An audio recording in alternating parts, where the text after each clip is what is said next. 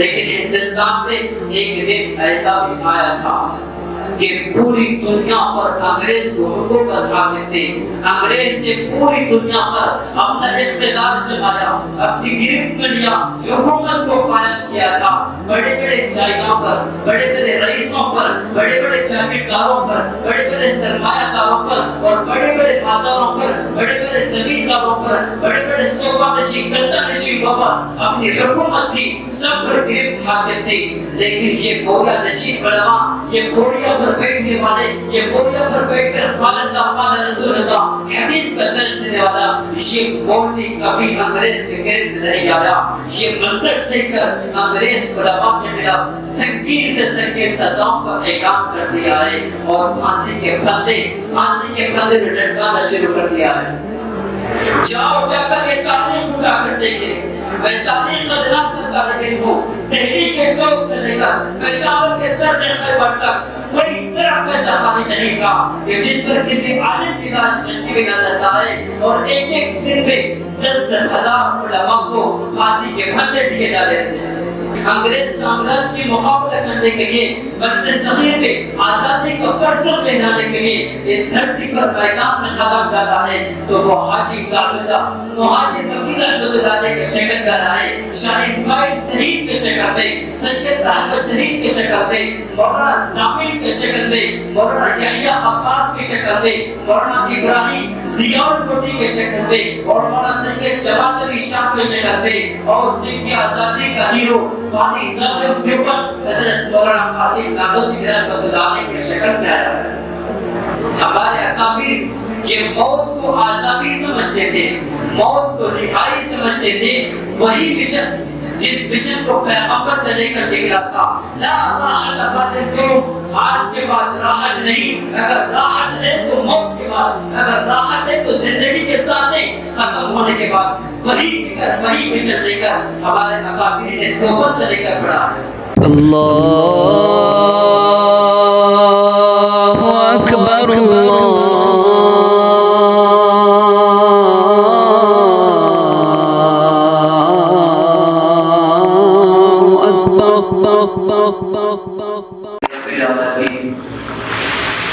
الحمد لله رب العالمين والصلاة والسلام على سيد الأنبياء والمرسلين وعلى آله وصحبه أجمعين. قال الله تبارك وتعالى في القرآن المجيد والفرقان الحميد. أعوذ بالله من الشيطان الرجيم. بسم الله الرحمن الرحيم. إنما يخشى الله من عباده العلماء. صدق الله العظيم. عزیزان ملت، میرے پیارے بزرگوں اور دوستوں، آج میں آپ حضرات کے سامنے شہدائے عشق و وفا وارثان بلال کے تذکرے کی سعادت حاصل کرنا چاہوں گا، جن کا قلب و جگر اسلام کی عظمت سے معمور تھا، جن کے چہرے پر عزم و استقلال کے گرنے جلوہ فکر تھے اور جن کا دل جذبے جہاد سے سرشار تھا، جنہوں نے اپنی زندگی اسلام کی تحفظ کی خاطر اسلام کی سربلندی کے لیے وقف کر دی تھی، جنہوں نے ہر نازک موڑ پر تاریخ میں ہندوستان کی رہنمائی فرمائی تھی. آج میں انہی جیادوں کی تھوڑی سی جھلک دکھانا چاہتا ہوں. حضرات گرامی، جب ہندوستان کے سرزمین پر انگریز کا سایہ پڑا تھا، انگریز کا سایہ گرا اور باشندگان ہند کو طرح طرح کی اذیتیں دینے لگے، ہندوستانیوں کو غلام بنایا جا رہا تھا، ایسے نازک دور میں انگریز کے خلاف سب سے پہلے فتویٰ جاری کرنے والی شخصیت وہ محدث کبیر، امام جلیل، رئیس الاولیاء، فخر چمن، حضرت شاہ عبدالعزیز محدث دہلوی علیہ رحمہ. جدوجہد آزادی کی تو تحریک ہے، وہ ہمارے سامنے آتی رہتی ہے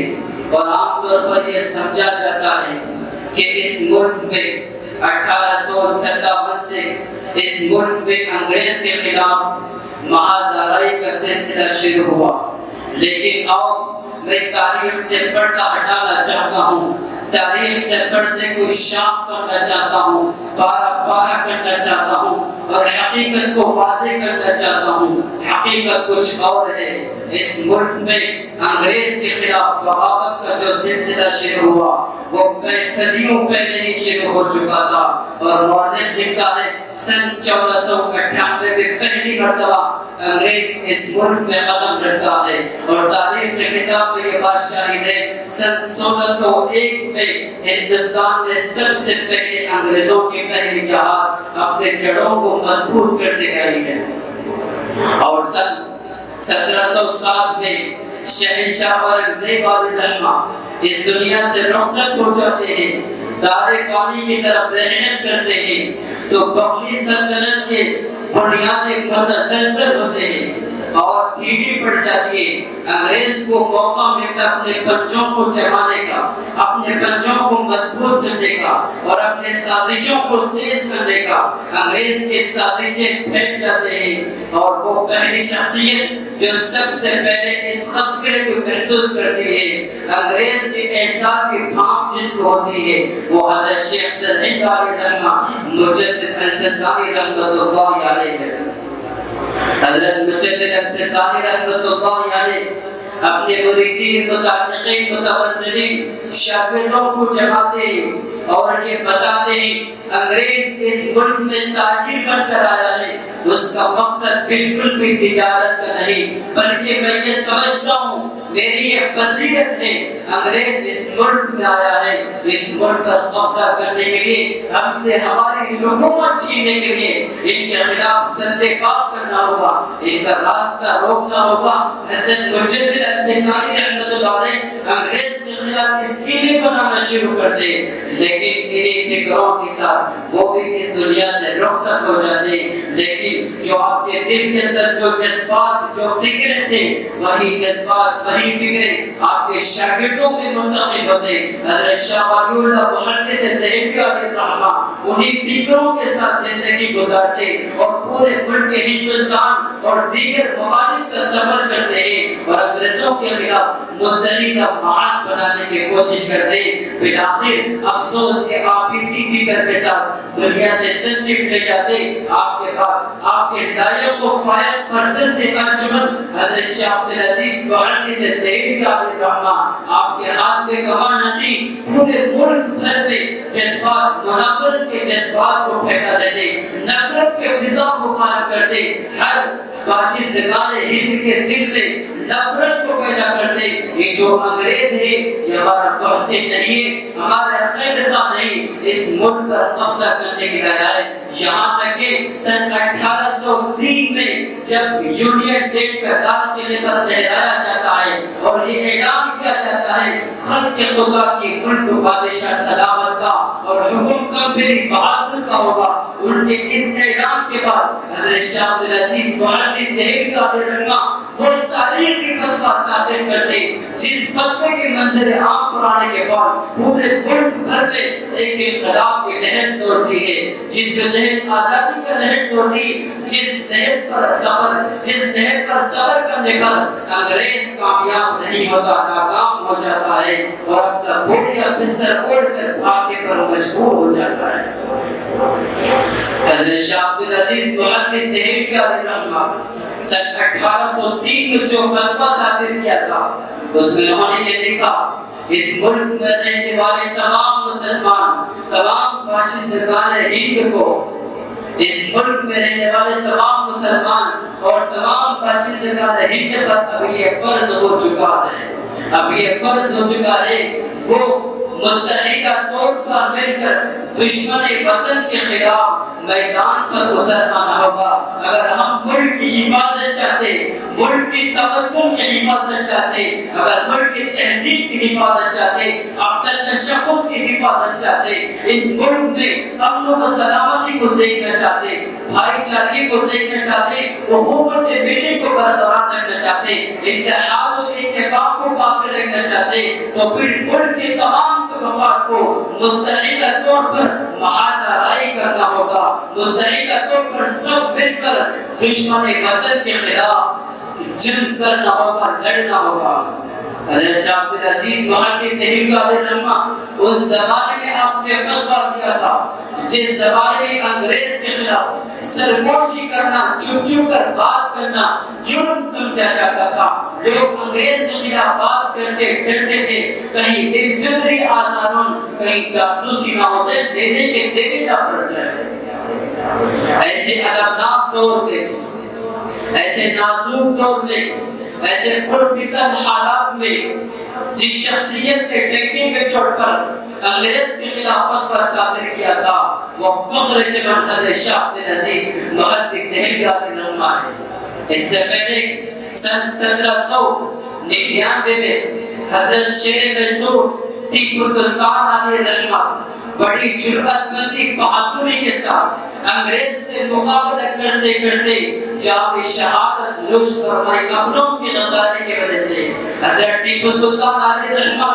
ملک کے وہ قائد بہتر تھے جس نے انگریز سے 3 بڑے بڑے جنگیں لڑی اور 3 میں ایسا کامیاب ہونے لگے، کامیاب ہونے لگے۔ انگریز جس کو دیکھ کر کانپتا تھا، ڈرتا تھا، ڈرستا تھا اور انگریز سے کہتا تھا جب تک ٹیپو سلطان اس ملک میں ہندوستان رہے، جب تک ہم اس ملک پر قبضہ نہیں کر سکتے، ہم قابض نہیں ہو سکتے، سب سے پہلے ٹیپو کا راستہ کاٹنا ہوگا۔ چنانچہ انگریز حضرت ٹیپو سلطان علیہ رحمہ کو لالچ دیتا ہے، مال کی، دولت کی، حکومت کی، منصب کی اور عورتوں کی اور یہاں تک کہ حکومت کی لالچ دیتا ہے، لیکن کسی لالچ پر آنے والا نہیں تھے۔ حضرت ٹیپو سلطان علیہ رحمہ کے مطابق مورخ لکھتا ہے ٹیپو سلطان کی جب تلوار وار کرتی ہے تو پھر کہیں کہیں جہنمیوں کو جہنم واصل کر دیتی ہے، خاکستار کر کے رکھ دیتی ہے۔ ٹیپو سلطان علیہ رحمہ کے ساتھ جب انگریز کو یقین ہو گیا کہ کسی بات پر یہ لالچ پر آنے والا نہیں ہے تو پھر انگریز کہنے لگا آج ہم بھی ٹیپو سلطان کے ساتھ وہی سازش کریں گے جو سازش نواب سراج الدولہ کے ساتھ سن 1757 میں کیا تھا۔ چنانچہ آپ کے وزیر میر صادق کو مال اور دولت کی لالچ دی گئی۔ ٹیپو سلطان کی جان کا سودا اس نے کیا تھا۔ ٹیپو سلطان علیہ رحمہ 4 مئی سن 1799 میں انگریز سے مقابلہ کرتے کرتے دنیا کو یہ پیغام دیتے ہوئے کہہ رہے سن لو انگریزوں، اس شیر کی ایک دن کی زندگی گیدڑ کی 100 سالہ زندگی سے بہتر ہے۔ ہم امت محمد صلی اللہ علیہ وسلم میں ہم صحابہ کے بارے سے زندگی گزارتے اور شیر کی طرح اور دنیا سے رخصت ہونا ہے تو وہ بھی شیر کی طرح ہوں گے، لیکن گیدڑ کی طرح 100 سالہ رسوائی والی زندگی نہیں گزاریں گے۔ حضرت ٹیپو سلطان علیہ رحمہ جب شہید ہوتے ہیں تو لوگوں کو یقین نہیں ہوتا کہ یہ یقیناً شہید ہوگا۔ انگریز جا کر پیر سے مارتا ہے، کہیں اٹھ جائے تو اس سے مقابلہ کرے، لیکن جب یقین ہو گیا حضرت ٹیپو سلطان علیہ رحمہ اس دنیا سے رخصت ہو گئے، جب شہادت نوش فرما چکے تو انگریز جنرل حارث الدین یہ کہتا ہے ہمارے راستے میں جو سب سے بڑی چٹان آئی تھی اب وہ چٹان ہٹ چکی ہے، اب ہندوستان ہمارا ہے، اب ہندوستان پر قبضہ کر سکتے ہیں۔ الغرض نواب سراج الدولہ سن 1757 میں اپنوں کی غداری کی وجہ سے انگریز سے مقابلہ کرتے کرتے جام شہادت نوش کر گئے۔ الغرض شاہ صاحب علیہ رحمہ کے اس فتوے کو لے کر ان کے شاگرد ملک کے چپے چپے دورہ کرتے ہیں اور محبان وطن کا سن 1818 میں ایک قافلہ روانہ ہوتا ہے جو پورے ملک بھر میں یہ پیغام دیتا ہے، جدوجہد آزادی کا تحریک چلاتا ہے اور اس فتوے کو عام کرتا ہے اور یہ سلسلہ 1831 تک برابر میدان میں سرگرم رہتا ہے اور 1831 میں انہیں بالاکوٹ کے پہاڑیوں میں انہیں بھی جام شہادت نوش کرنا پڑتا ہے۔ اور اس ملک میں متحدہ طور پر مشترکہ طریقے سے سن 1857 میں پورے طبقات مل کر انگریز کے خلاف بغاوت کا علم بلند کرتے۔ ان میں سب سے پہلے شہر میرٹھ سے 85 حجازی فوجوں نے انگریز کے خلاف بغاوت کا علم بلند کرتے۔ اگر ہم تاریخ اٹھا کر دیکھتے ہیں تو پھر پتا چلتا ہے یہ انگریز یہ حجازی فوجی یہ وہی تھے جو پہلے انگریز کے فوج میں شامل تھے، لیکن جب ملک کی صورتحال بگڑتے ہوئے دیکھا، ملک کے حالات سنگین سے سنگین تر ہوتے ہوئے دیکھا، 1985 حجازی فوجی جن میں اکثر مسلمان تھے، یہ 85 حجازی فوجی اٹھ کر انگریز کے خلاف بغاوت کا لب بلند کرتے ہیں، ملک کے تمام طبقات مل کر متحدہ طریقے سے مشترکہ طور پر میدان میں عمل لا کر انگریز سے لڑتے ہیں۔ تاریخ کا یہ وہ معرکہ ہے جس میں لاکھوں مسلمان شہید ہو گئے ہیں، جس میں برادران وطن کے لاشیں لاکھوں کی تعداد بڑھ گئے، اور اس معرکے میں علماء کی تعداد جو شہادت اختیار کیے ہیں ان کی تعداد 51,000 51,500 علماء نے اسی معرکے میں جنگ کی آزادی کے خاطر جام شہادت نوش کی ہے۔ جب آپ تاریخ اٹھا کر دیکھتے ابتدائی طور پر انگریز کو عظیمت و شکست ہوتی ہے، لیکن جب وہ اپنی طاقت کا استعمال کرتا ہے، اپنے اقتدار کا استعمال کرتا ہے، تو پھر اس ملک میں ہر قسم کی ہلاکت و بربادی دیکھنے کو ملتا ہے۔ مسلمان ہو یا برادران وطن، کسی طبقے سے تعلق رکھنے والا جب اس کے سامنے آتا ہے تو انگریز اس پر ظلم و ستم کرتا ہے، اس پر تشدد کرتا ہے، اس کو نشانہ بناتا ہے، اور کئی کئی لاکھ مسلمانوں کو اس نے بڑے بے دردی کے ساتھ قتل کر کے رکھ دیتا ہے۔ ایسے نازک حالات میں اللہ رب العالمین نے اس ملک میں ایک دن وہ بھی دکھایا ہے جس میں آزادی کا سورج طلوع ہوا، اور وہی سورج دارالعلوم دیوبند نے سن 1857 کے ٹھیک 10 سال بعد دارالعلوم دیوبند کا قیام عمل میں آیا ہے۔ میں نسل نو کو یہ بات گھٹی میں پلانا چاہتا ہوں، اور میں یہ بات نوجوان زمانے کو کہنا چاہوں گا، اگر ملک کے ساتھ محبت ہوگی، وطن کے ساتھ محبت ہوگی، ملک کے ساتھ وفاداری ہوگی، آپ ملک کی بھی خدمت کر سکتے، اسلام کی بھی خدمت کر سکتے، پیغمبر کے دین و شریعت کی بھی خدمت کر سکتے، لیکن کچھ دشمنان اسلام، کچھ تعصب پرست لوگ جو پروپیگنڈا گمراہ کن پروپیگنڈا دنیا میں قائم کرتے، کبھی ٹی وی اینکر بن کر، کبھی سوشل میڈیا کے ذریعے سے یہ تعصب پھیلاتے ہیں کہ علماء نے ہندوستان کی مخالفت کی ہے۔ میں دعوت فکر دینا چاہوں گا، ہم سن 1701 سے لے کر سن 1947 تک یہ تاریخ اٹھا کر دیکھیں تو علماء نہیں تو ہے جو جنگ آزادی کا بیج ڈالا تھا، علماء نہیں تھے جو انگریز کا مقابلہ کیا تھا، علماء ہی تو ہے جو انگریز کو بر صغیر سے نکالا تھا، فرنگی سامراج کو بر صغیر سے نکالا تھا۔ میں پورے نجازت کے طور پر کہوں گا، اگر بر صغیر سے انگریزی سامراج کو نہیں نکالا جا سکتا تو پھر ہندوستان کبھی وجود میں نہیں آ سکتا، ہندوستان میں کبھی کوئی آزادی کا خواب نہیں دے سکتا، یہ خواب ہی رہ جاتا تھا۔ بزرگان دین، ہمارے اکابر کا خون، ہمارے اکابر کا لہو، ہمارے اکابر کا وہ تخت دار پر لٹکنے والے لاشیں، ہمارے اکابر کے وہ مالٹا کے جیل میں کہ صحبتیں مشکلیں، ہمارے اکابر کے وہ کالا پانی کے مشکل صحبتیں، وہ کالا پانی کے مختلف جزیروں کے قید و بند کے صحبتیں آج بھی تاریخ سونے کے پانی سے لگتی ہے۔ اگر فرنگی کے خلاف، فرنگی کے مقابلے میں کوئی میدان میں اتر آیا ہے تو وہ شاہ ولی اللہ محدث دہلوی علیہ رحمہ، اگر فرنگی کے مقابلے میں، انگریز کے مقابلے میں کوئی میدان میں اتر آیا ہے وہ شاہ عبدالعزیز محدث دہلوی علیہ رحمہ ہے۔ اگر انگریز سامراج کے مقابلہ کرنے کے لیے، انگریز سامراج کے مقابلہ کرنے کے لیے، بر صغیر میں آزادی کا پرچم لہرانے کے لیے اس دھرتی پر میدان میں قدم ڈالا ہے تو وہ حاجی قابلہ مہاجر وکیل رحمۃ اللہ علیہ کے شکل میں آئے، شاہ اسماعیل شریف کے شکل میں، سید احمد شریف کے شکل میں، مولانا زامل کے شکل میں، مولانا یحییٰ عباس کے شکل میں، مولانا ابراہیم ضیاء الکوٹی کے شکل میں، اور مولانا سید جواد علی شاہ کے شکل میں، اور جن کی آزادی کا ہیرو بانی دارالعلوم دیوبند حضرت مولانا قاسم نانوتوی رحمۃ اللہ علیہ کے شکل میں آیا ہے۔ اور جب لوگ انگریزوں سے جائیدادیں لوٹ رہے تھے، انگریز سے جائیدادیں پراپرٹیز لے رہے تھے، مربے دے رہے تھے، پیسے دے رہے تھے، ان کی وفاداری کی قسمیں کھا رہے تھے۔ میں یہاں پر رک کر ایک بات کہنا چاہوں گا، آج پورے ملک بھر میں جو طوفان بدتمیزی برپا ہے، جو بدتمیزی آ رہی ہے،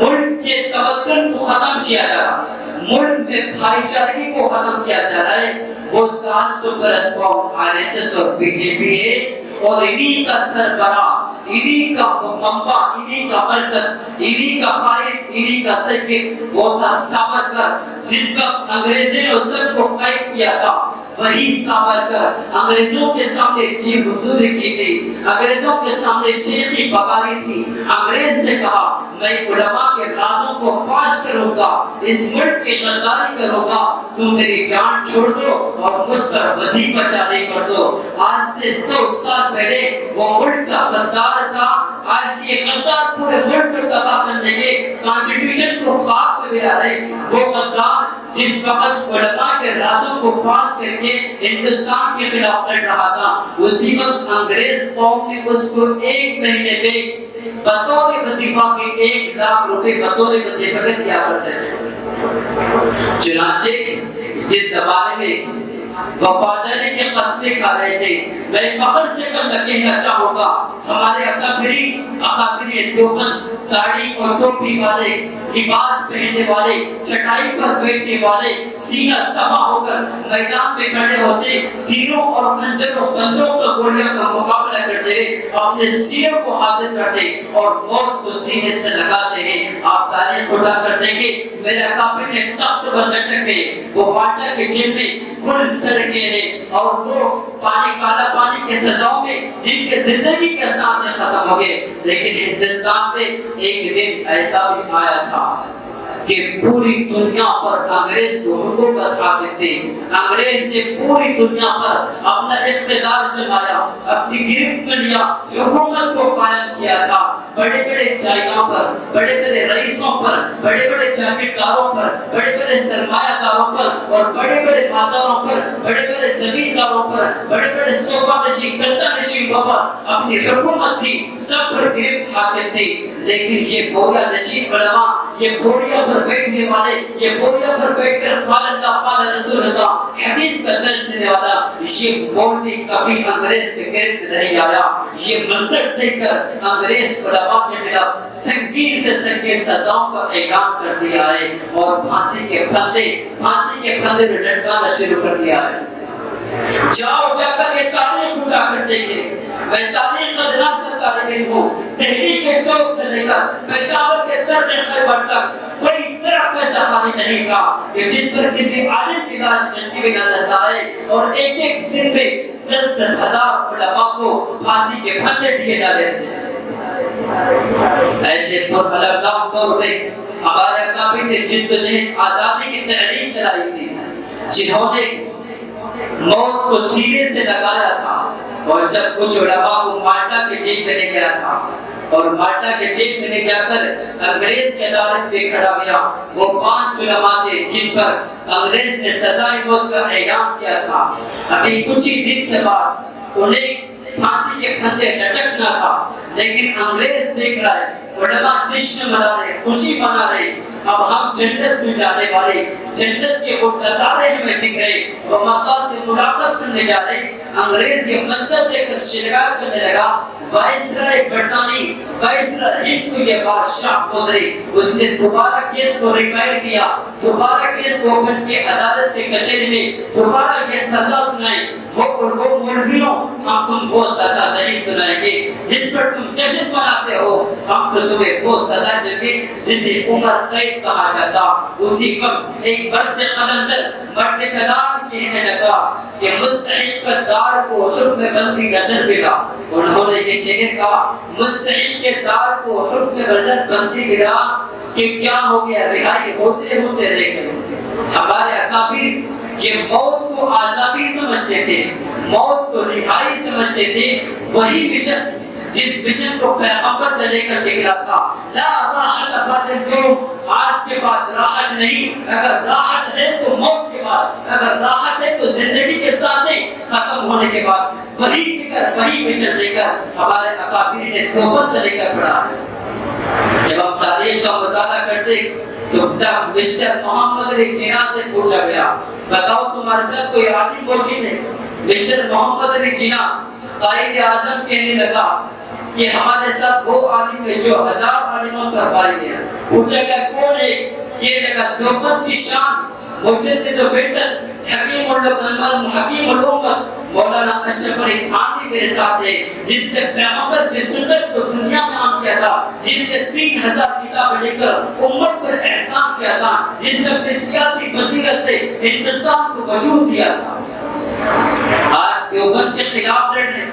دیوبند پر تنقیدیں کر رہے، دیوبند سے مقابلہ کر رہے، اٹھاؤ دیوبند کی تاریخ کو۔ حضرت حسین احمد مدنی رحمۃ اللہ علیہ کراچی میں انگریز کی عدالت میں کھڑے ہوئے، انگریز پوچھتا ہے حسین احمد مدنی تم نے یہ فتویٰ دیا تھا انگریز کی فوج میں بھرتی کرنا حرام ہے، انگریز کی فوج میں حصہ لینا حرام ہے۔ حسین احمد مدنی رحمۃ اللہ علیہ اللہ کروڑوں رحمتیں نازل کرے ہمارا اکابر کی قبروں پر، حسین احمد مدنی رحمۃ اللہ علیہ کہنے لگے وہ انگریز فتویٰ دیا تھا کھاتا، فتویٰ پھٹ دیتا ہوں، جب تک میرے منہ میں زبان باقی ہے، جب تک میرے سینے میں قرآن باقی ہے، میں یہ فتویٰ دیتا ہوں انگریز کے انگریز کے فوج میں بھرتی دینا حرام ہے، حرام ہے۔ تو مولانا جوہر پاک دیوارے اور آ کر قدموں پر پڑ گئے، کیسے لگے مولانا آپ اپنے فتوے کو بدل دیجئے، آپ اپنے بیان کو بدل دیجئے۔ مولانا حسین مدنی رحمۃ اللہ علیہ وہ ایمان کی نجاست کے طور پر کہنے لگے جوہر بیان بدلتا ہوں تو ایمان بدل جائے گا۔ انگریز اس قول کو سن کر کہنے لگا کہ میری قلم میں کتنی طاقت ہے معلوم، اسی قلم سے زندگی اور موت کا فیصلہ کرتا ہوں، ایسی بغاوت والی سزا پھانسی ہے۔ جب یہ سننا تھا مولانا حسین احمد مدنی رحمۃ اللہ علیہ اپنا بریفکیس کھولتے ہیں اور اس میں سے سفید کپڑا اٹھاتے ہیں، یوں عدالت میں لہراتے ہیں اور انگریز کی آنکھوں میں آنکھیں ڈال کر کہتے ہیں وہ انگریز تو ہمارے جرأت کو دیکھ، ہم دارالعلوم دیوبند گدنا سے طالب علم جس وقت دارالعلوم دیوبند سے نکلا تھا تبھی میں کفن کا کپڑا ساتھ میں لے کر آیا تھا۔ یہ ہمارے اکابرین کی چہری اور یہ جرأت مند، یہ جرأت ان کی زندگی میں تھی۔ اور جب لاہور میں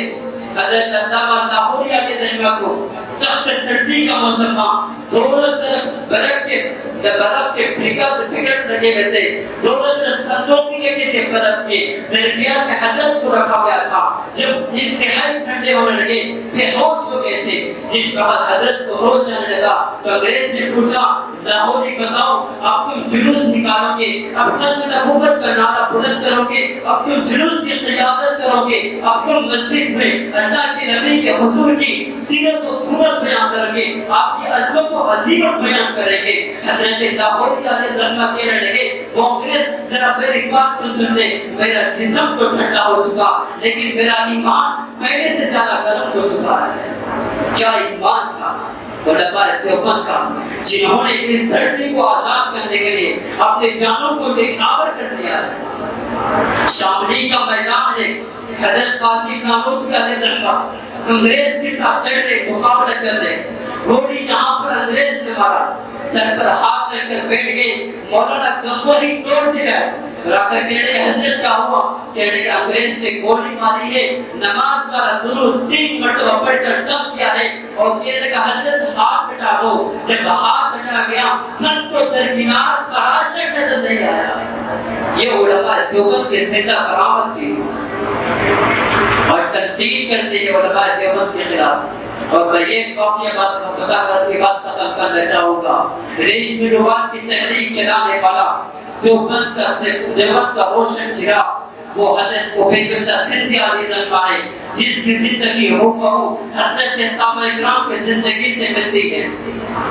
جس وقت حضرت صفیہ رضی اللہ عنہ صحابی رسول راستہ بھٹک جاتے ہیں، درمیان میں اس راستے میں شیر آتا ہے اور شیر سے کہتے میں راستہ بھٹک چکا ہوں. یہ بات کہنے کی دیر تھی. شیر اس کے آپ کے صحابی رسول کے قریب آ کر آپ سے چمٹ جاتا ہے اور آپ کو راستہ بتانے لگتا ہے. حضرت سفینہ کہتے شیر مجھے چلاتا چلاتا جب چوراستے پر لے جاتا ہے, جب میں راستے پر پہنچ جاتا ہوں تو شیر صحرا کی طرف اپنے جنگل کی طرف جاتا ہے اور چیخ کر دھاڑتا ہے. جب میں شیر کی طرف دیکھا اس کی آنکھیں جھلک رہی ہے, اس کی آنکھیں برس پڑ رہی ہے, اس کی آنکھوں سے آنسو چھٹ رہے ہیں ایسے جیسے موتی جھڑتی ہے, ایسے جیسے ساون کے مہینے میں آسمان برس پڑتا ہے, جیسے ساون کے مہینے میں آسمان جھلک پڑتا ہے. اسی میں میں نے یہ سمجھ گیا صحابی رسول کو آسمان جنگل کے درندے وہ آخری سلام پیش کرتے. بالکل اسی طرح امیر شریعت حضرت شاہ داؤد بخاری علیہ رحمہ لکھتے ہیں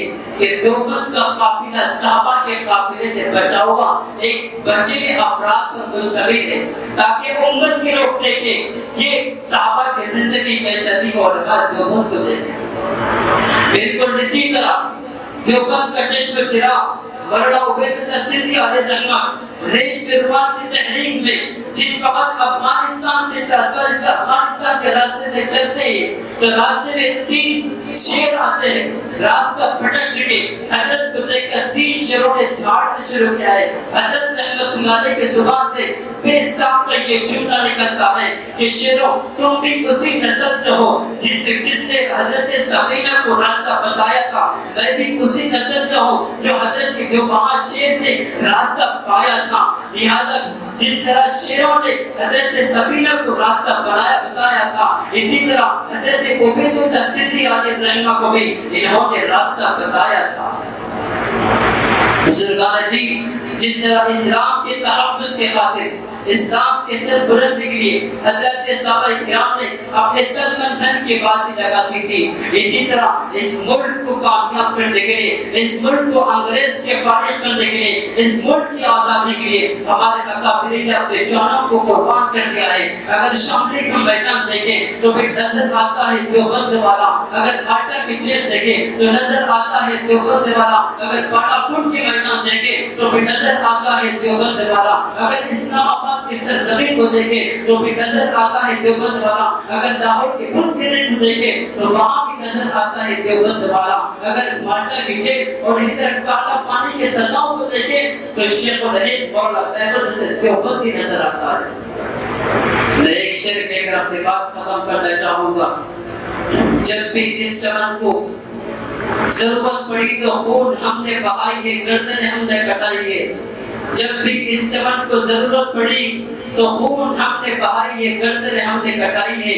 پھر بھی یہ اہل چمن ہم سے کہتے یہ چمن ہمارا ہے تمہارا نہیں. واخر دعوانا الحمدللہ رب العالمین.